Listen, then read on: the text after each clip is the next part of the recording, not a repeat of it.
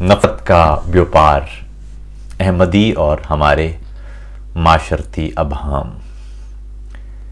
نفرت کا کاروبار بھی نہایت عجیب ہے۔ اس میں ایک طرف نفع ہی نفع ہے اور ساتھ ہی نقصان۔ ایک ایسا سودا ہے یہ جو بہت آسانی سے بیچا تو جا سکتا ہے، مگر اس کی قیمت آئندہ کی نسلوں کو چکانا پڑتی ہے۔ یہ معاملہ کسی ایک ملک یا کسی ایک خطے تک بھی محدود نہیں۔ انسانوں کی قریب ہر بستی اس موذی مرض سے دوچار ہے، اور بدقسمتی یہ ہے کہ ایسے کسی مرض کی جانب توجہ دلائی جائے تو سامنے ایک شدید مزاحمت کھڑی نظر آتی ہے۔ خوف اور ڈر ایک ایسا عجیب آلہ ہے کہ وہ ہر دور میں ہر انسان کو سچ بولنے سے روکتا رہا ہے اور روک رہا ہے، مگر نفرت اور تشدد کے معاشرے میں ہر روز ایک سانحہ، ایک واقعہ یا ایک تباہی دستک دیتی نظر آتی ہے۔ ابھی لاہور میں وکیلوں کے جتھے کے ہاتھوں ایک ہسپتال پر حملے کی تصاویر نگاہ میں ہی تھیں۔ جی خون کے آنسو رو رہا تھا۔ سوشل میڈیا پر لوگ اس بے رحمی اور غیر انسانی عمل پر اپنے اپنے طور پر مذمت کر رہے تھے، اور اگلے روز ایک نئے سانحے، ایک نئے واقعے کی تیاری بھی شروع کر دی گئی تھی۔ آج صبح سوشل میڈیا پر ایک ویڈیو دیکھنے کو ملی جو اپنا معاشرہ دیکھوں تو ظاہر ہے نہایت عام سی بات ہے، مگر اس ویڈیو سے معاشرے میں پھیلی گھٹن، جہالت، لا علمی اور مکالمت کی عدم موجودگی نے سوچنے پر مجبور کر دیا۔ ویڈیو بھی کسی علاقے کی غالباً کسی سرکاری افسر کی تھی جو نوجوانوں غالباً طلبہ کے ایک ہجوم میں گری ہوئی تھیں، اور ان سے ان کی اس بیان پر وضاحت مانگی جا رہی تھی جس میں بقول ان کے ملک میں تمام اقلیتوں بشمول احمدی افراد کے حقوق کی حفاظت اور باہمی تفریق ختم کر کے یکجہتی پر زور دیا گیا تھا۔ احمدیوں کا معاملہ ہمارے ہاں نہایت عجیب طرز کا ہے، اور اس معاملے کا حل آسان ہو کر بھی آسان نہیں ہے۔ ہمارے ہاں ان دنوں رواج یہ بن گیا ہے کہ کسی شخص کی حب الوطنی پر بھی سوال کرنا ہو تو اسے کہا جاتا ہے کہ یہ قادیانی ہے۔ دوسرا ایک اور رواج ہمارے ہاں یہ ہے کہ اگر آپ نے کسی بھی برادری کے حقوق کی بات کی تو اس کا لازمی مطلب یہ ہے کہ آپ کا تعلق اس برادری سے ہی ہے۔ میں نے خود زندگی بھر دیکھا ہے کہ اگر میں نے پشتونوں کے حقوق کے لیے بات کی تو آوازیں کیا یقیناً افغان ہیں، کسی بلوچ، کسی کشمیری، کسی سرائکی، کسی مہاجر یا کسی سندھی کے حقوق کے لیے آواز اٹھائی تو پتہ چلا کہ اب میں پنجابی نہیں رہا۔ کسی ہزارہ کے قتل پر بات کی تو کوئی پکارا آپ یقیناً ہزارہ ہوں گے۔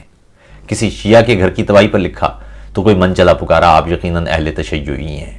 کسی ہندو بچی کے جبری تبدیلی مذہب پر بات کی تو سننے کو ملا یقیناً آپ بھارت سے تعلق رکھتے ہیں۔ یعنی کسی ظلم پر آواز اٹھانے کے لیے آپ کو مظلوم برادری کا حصہ ہونا چاہیے، اس کا ایک فرد ہونا چاہیے، اور فقط انسانیت کے تعلق سے ہمارے درمیان کوئی بھی رشتہ قائم نہیں ہو سکتا، یا انسانیت کا تعلق ہمارے درمیان کافی نہیں ہے۔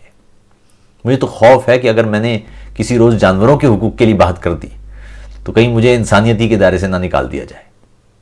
بات یہ ہے کہ پاکستانی معاشرے میں احمدیوں کے حقوق کی بات کرنا سب سے زیادہ مشکل کام ہے۔ وجہ یہ ہے کہ اس کے لیے پہلا جملہ آپ کو سنائی دے گا کہ آپ یقیناً احمدی ہی ہوں گے، اور اس کے بعد آپ پر سماج کے سارے دروازے بند ہوتے چلے جائیں گے، کیونکہ صرف انسانیت کی بنیاد پر آپ کسی دوسرے انسان کے ساتھ کسی بھی زیادتی پر کیسے آواز اٹھا سکتے ہیں؟ یقیناً آپ احمدی ہوں گے۔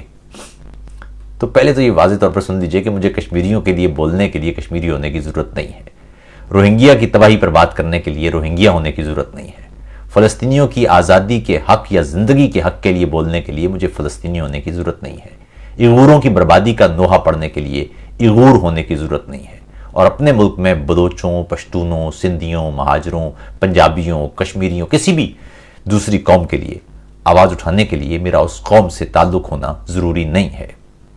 اسی طرح ملک میں بسنے والے مسیحیوں، ہندوؤں، سکھوں یا احمدیوں سمیت کسی بھی مذہبی اقلیت یا شیعہ، سنی یا دیگر مسالک سے جڑی کسی بھی مسلکی اقلیت کے ساتھ پیش آنے والی کسی آفت پر افسوس کے لیے میرا اس خاص مسلک سے تعلق ہونا ضروری نہیں ہے۔ میرے قلم سے پھوٹنے والے الفاظ سراسر انسانیت کے ضمیر کے طور پر روشنی دیتے ہیں۔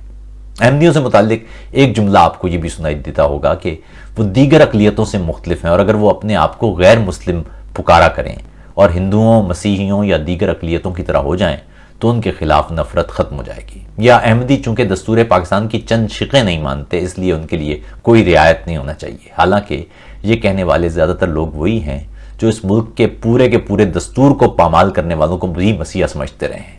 اس ملک میں دستور منسوخ کرنے والوں اور پی سی او کے تحت ملک چلانے والے 11 10 سال کی حکمرانی بھی کرتے رہے ہیں اور اب تک ان میں سے کسی کو کبھی نہ ملک دشمن کہا گیا ہے اور نہ کوئی سزا دی گئی ہے. خیر، اس پر پھر کبھی بات کریں گے، لیکن اس پورے معاملے پر بھی کچھ دیر بعد میں تفصیل سے بات کرتا ہوں. مگر پہلے نفرت کے اس دائرے کے پورے چکر کو ذرا غور سے دیکھتے ہیں. دنیا بھر میں وہ معاشرہ ہمیشہ ایک فاشسٹ معاشرہ ہوتا ہے جہاں اکثریت کو اقلیت سے خوف میں مبتلا کر دیا جائے. میانمار میں بدھ مت اکثریت سے ہیں. دنیا بھر میں بدھ مت اور بدھا کی تعلیمات کو امن اور محبت کے درس کے طور پر دیکھا جاتا ہے. مگر برما کی راکھین ریاست میں روہنگیا مسلمانوں کے ساتھ جو کچھ ہوا وہ ساری دنیا نے دیکھا. اقوام متحدہ نے اسے نسل کشی تک قرار دیا. اور برما میں جو جملہ سب سے زیادہ فروخت ہوا وہ تھا کہ یہ جو روہنگیا ہیں یہ خود کو بنگلہ دیشی کہہ لیں تو سکون سے رہ سکتے ہیں، دوسری صورت میں ان پر زندگی کے دروازے بند کر دیے جائیں گے. چینی علاقے سینکیانگ میں ایغوروں سے متعلق چینی حکام کا کہنا ہے کہ ایغور اپنا مذہب، اپنی ثقافت سب چھوڑ دیں کیونکہ اس سے چین کو خطرہ ہے. اور اس خطرے کو عوام میں بیچ کر لاکھوں ایغوروں کو حراستی مراکز نما تربیتی گھروں میں منتقل کر دیا گیا جہاں انہیں اچھا والا چینی باشندہ بنایا جا رہا ہے. کردوں کی حالت ہمارے سامنے ہے، فلسطینیوں کی حالت ہمارے سامنے ہے. بھارت میں انتہا پسند ہندوؤں کا موقف ہے کہ وہاں سکھ، مسیحی اور بدھ مت کے پیروکار اقلیتی بھی تو بستی ہیں مگر مسلمانوں سے دیش کو خطرہ ہے، اس لیے ان مسلمانوں کا بندوبست کرنا پڑے گا. جرمنی میں نازی دور میں یہودیوں اور ہر غیر جرمن نسل فرد سے متعلق کچھ اسی طرز کی رائے تھی. اس طرح لوگوں کو چن چن کر قتل کیا گیا یا ملک بدر کیا گیا جو نازیوں کے طے کردہ فارمولے پر پورے نہیں اترتے تھے، حب الوطنی کے نازی فارمولے پر پورے نہیں اترتے تھے. احمدیوں سے متعلق ہمارا معاشرتی رویہ اس سے مختلف نہیں ہے. اعتقاد یا نظریے کا مختلف ہونا یا ان کے نظریے سے اختلاف ہونا ایک انسانی اور علمی معاملہ ہے، اعتقاد کا معاملہ ہے، ایمان کا معاملہ ہے. کوئی احمدی مجھ تک پہنچ کر اپنا مذہب تبلیغ کرنا شروع کرے گا تو اسے معلوم ہو جائے گا کہ وہ کہاں ہیں اور میں کہاں ہوں. میں کسی بھی نظریے سے شدید حد تک اختلاف کا حق رکھتا ہوں. بالکل ایک قدم آگے بڑھ کے یہ بھی کہہ دیتا ہوں کہ میں کسی نظریے سے نفرت تک کا حق بھی رکھتا ہوں مگر نظریے کے اختلاف کی وجہ سے کسی انسان سے نفرت کا حق کسی دوسرے انسان کو حاصل نہیں ہے. دنیا بھر میں ہر سانحہ اسی تقسیم کا شاخسانہ ہے جب لوگ نظریات کے اختلاف کی وجہ سے انسانوں کے مخالف ہو گئے. کوئی بھی معاشرہ صرف اور صرف اس وقت ترقی کرتا ہے جب وہاں نظریات پر اختلافات تشدد کی صورت میں دکھائی نہیں دیتے بلکہ معاشرے میں مکالمت ہوتی ہے. دلائل اور منطق کے ذریعے بات کی جائے اور لوگوں کو شکست دینے کی بجائے ان کے دل فتح کیے جائیں. مگر ہمارے معاشرے میں حالت اب یہ ہے کہ آپ مذہبی ہیں یا لا دین، ہر دو صورتوں میں ایک شدت پسندی ہے اور عملی گفتگو کی بجائے جذباتی انداز کی نعرے بازی. کچھ عرصے قبل کی بات ہے، میں اجمیر شریف میں بابا معین الدین چشتی اجمیری کے مزار پر چلا گیا. ایک دوست نے تصویر لی تو میں نے وہ تصویر سوشل میڈیا پر پوسٹ کر دی. اس پر کچھ لادین دوستوں نے نیلی پیلی پوسٹیں بنا کر میرے بارے میں نفرت انگیز جملوں سے مرصع ایک پوری مہم شروع کر دی. اس سے قبل طالبان کی دہشت گردی سے متعلق ایک نظم پر مذہبی دوستوں نے ایک نفرت انگیز مہم شروع کی رکھی. سوال یہ ہے کہ ایسا کیوں ہو رہا ہے اور اس کا حل کیا ہے؟ اس سوال کا جواب ہے ہمارے معاشرے میں گناہ اور جرم کے درمیان فرق ختم کر دیا گیا ہے. کسی گناہ پر کسی انسان کو سزا دینے کا اختیار خدا کے پاس ہوتا ہے جبکہ معاشرے کا کام کسی انسان کو کسی جرم پر سزا دینا ہوتا ہے.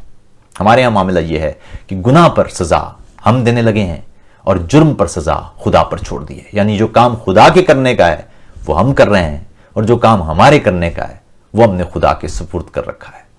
اس کا حل یہ ہے کہ اس فرق کو ختم کیا جائے جو انسانوں کے درمیان مذہب یا رنگ یا نسل یا مسلک کی بنیاد پر قائم ہے. خدا کو اپنا کام کرنے دیں اور معاشرہ اپنا کام کرے. ایمان اور اعتقاد جانچنا خدا کا کام ہے جبکہ معاشرتی قوانین کا کام جرائم کا انسداد ہے. گناہ اور خدا اور فرد کا معاملہ ہے، خدا اس سے نمٹے گا، جرم سے آپ نمٹیے. یہ ابہام معاشرے ہی کا نہیں بلکہ ریاست تک کا مسئلہ بن گیا ہے. جب کوئی ریاست کسی ایک مذہب کو سرکاری بنا لے تو سوال یہ ہے کہ پھر اس پر بسنے والے دیگر مذاہب کے لوگ کس طرح پہلے درجے کے شہری رہیں گے؟ اور اگر کوئی ریاست اپنے شہریوں کے درمیان مذہب کی بنیاد پر تفریق شروع کر دے تو پھر وہ کس طرح ترقی پا سکتی ہے؟ یہ کیسے ممکن ہے کہ کوئی ماں اپنے بچوں کے درمیان فرق کرے اور گھر قائم رہے یا گھر برقرار رہے یا ترقی کرے؟ اس کا حل یہ ہے کہ ملک میں بسنے والے تمام افراد ریاست کی نگاہ میں ایک جیسے ہوں، جیسا کہ بانی پاکستان محمد علی جناح نے اپنے 11 اگست 1947 کے پہلی قانون ساز اسمبلی کے اجلاس سے خطاب میں کہا تھا کہ پاکستان میں بسنے والے تمام شہری ریاست کی نگاہ میں ایک جیسے ہوں گے اور ان کے مذہب، مسلک، رنگ، فرقے یا نسل سے ریاست کا کوئی سروکار نہیں ہوگا۔